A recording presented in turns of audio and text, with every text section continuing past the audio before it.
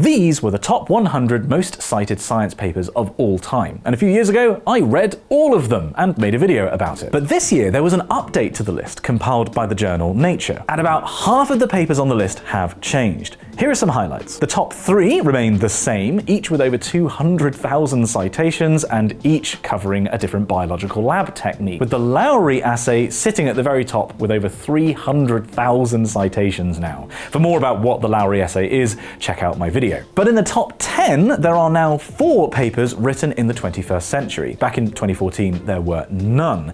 And this includes a paper from Microsoft published in 2016 titled Deep Residual Learning for Image Recognition.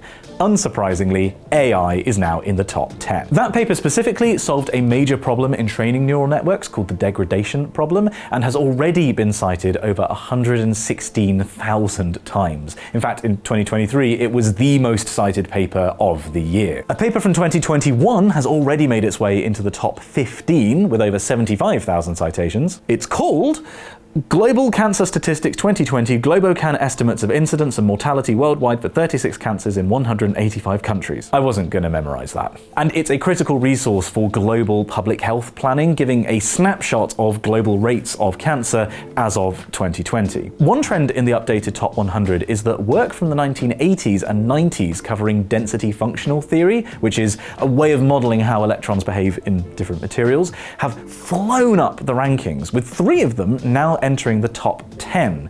Clearly, material science is becoming a bigger field. But this update also shows how scientific literature in general has grown. Back in 2014, a paper would need at least 12,000 citations to make it into the top 100. Now, you need at least 30,000 citations. For reference, by the way, a typical paper will get like fewer than 10. Oh, and the paper with the best name in the top 100 is still Fuzzy Balls.